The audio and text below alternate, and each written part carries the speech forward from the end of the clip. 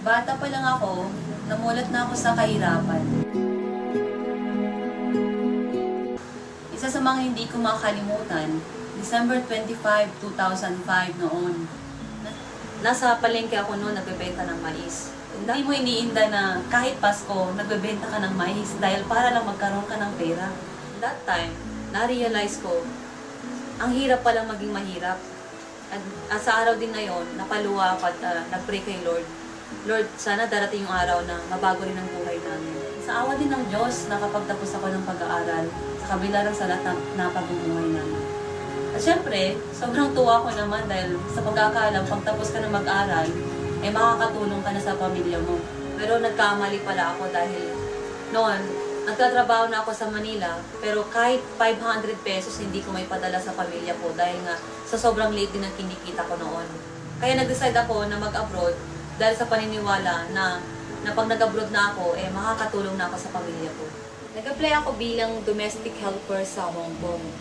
Nung nasa Hong Kong na ako, doon ko na-realize, mahirap palang mag-abroad. Lalo na kung milya-milya pa ang layo mo sa pamilya mo. Kaya hindi rin ako nagtagal doon dahil nga nakahanap ako ng amo na halos ayaw kong pakainin at tinatrato ako ng hindi maganda. Kaya nag-decide ulit ako na umuwi na lang ng Pinas. Pag-uwi ko ng Pinas, wala akong trabaho. Kaya naisip ko ulit mag-abroad pero this time, Canada naman. Hanggang isang araw, nang nag-a-apply ako papuntang Canada, inimbita ako ng kuya ko na mag-attend ng seminar ng AIM Global.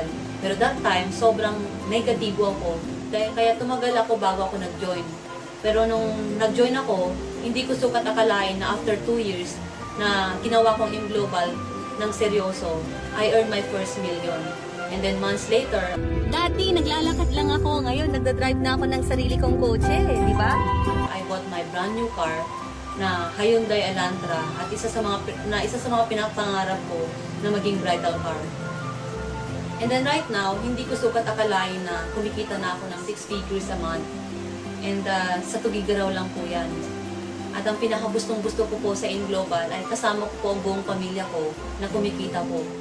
Actually, ngayon po, lima po kayo magkakapatid na ngayon may kanya-kanya na pong sasakyan na dati po pangarap lang po namin.